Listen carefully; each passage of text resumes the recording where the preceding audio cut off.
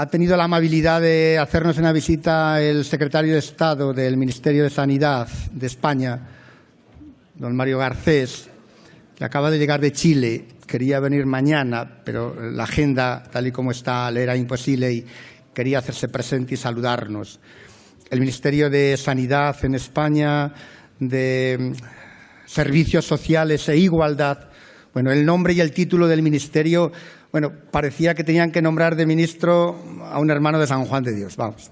Porque servicios sociales, sanidad, son palabras que vienen de la tradición de la Iglesia. Pero bueno, él es un político, pero es un servidor público. Yo no sé si los políticos se han enterado que están haciendo lo que estamos haciendo todos. Llegar con las políticas a la gente más necesitada, que los recursos son limitados, que tenemos que compartir en esa especie pues, de economía compartida para poder llegar a los más pobres y los que más lo necesitan. Se ha barajado una palabra en todo el ambiente que el tema es que lo tenemos que hacer juntos. La administración pública, las privadas, sin ánimo de lucro, las ONGs, las sociedades, la Iglesia, y que el Gobierno lo que tiene que hacer es armonizar todos los recursos para que haya una buena redistribución. El secretario de Estado, Mario Garcés, ahora yo no le conocía, le he conocido ahora, le he whatsappeado estos días, nada más, como dicen los jóvenes.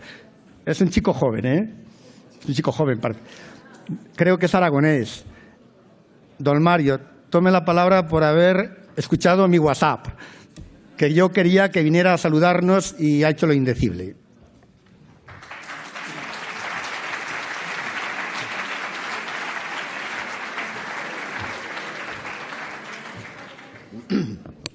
Buenas tardes.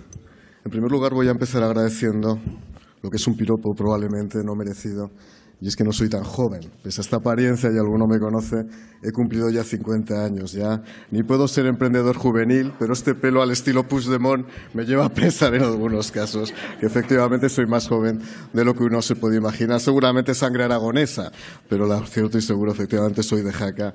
Además, estos días en Santiago de Chile, compartida con la comunidad chilena aragonesa recuerdos de la Virgen del Pilar.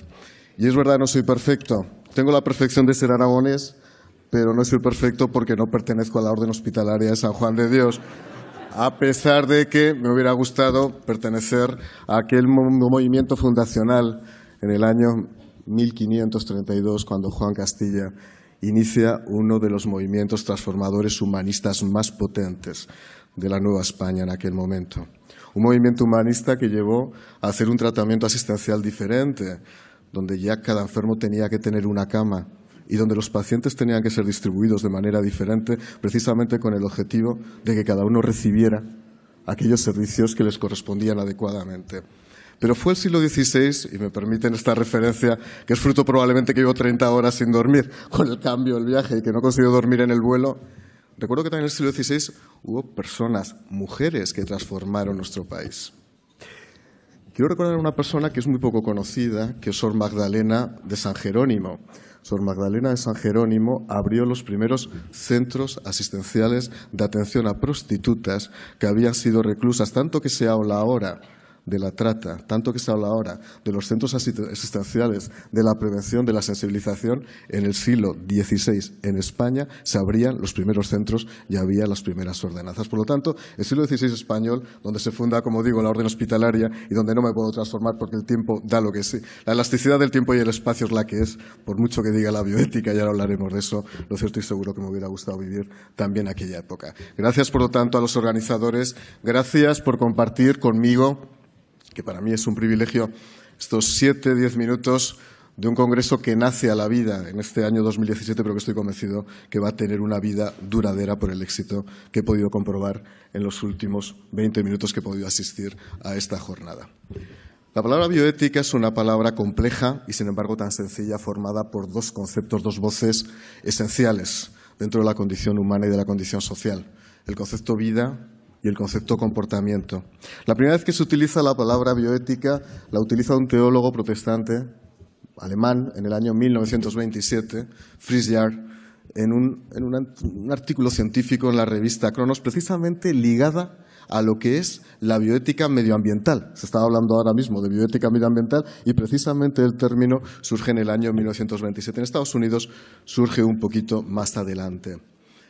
Pero para poder abordar los problemas bioéticos actuales, quiero identificar lo que para mí son dos de los grandes riesgos que padece la sociedad moderna. Una, el relativismo, y otra, la soledad. Uno, el relativismo y otra, la soledad.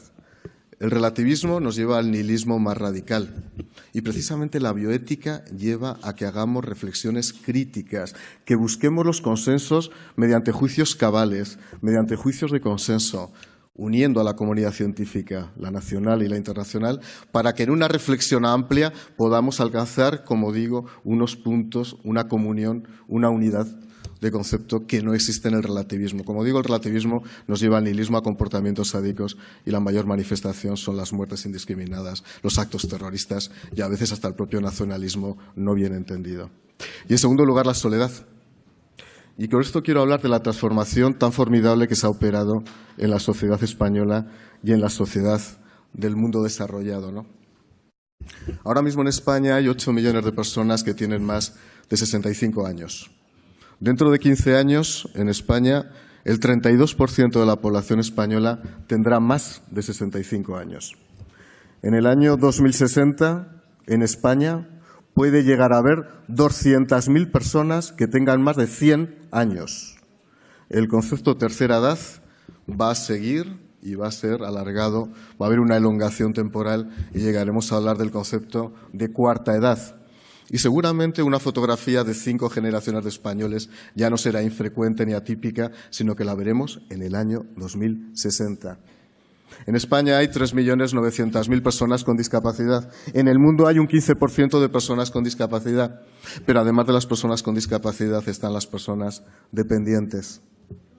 La dependencia es la gran necesidad que tenemos que cubrir. Y tenemos que hacer frente a esos nuevos desafíos que son bioéticos y son evidentemente morales. Colocar al hombre en el centro mismo del debate de las ideas, del debate de la libertad.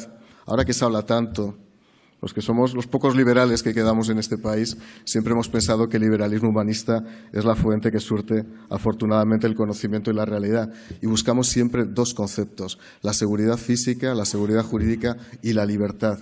La libertad para entender, pero la libertad también para conocer. Las comisiones bioéticas, que en España actúan y actúan correctamente a través del Ministerio de Sanidad, permiten acercarnos a cierta evidencia, a cierto rastro de la realidad, a través del cual encontrar, como digo, un consenso único.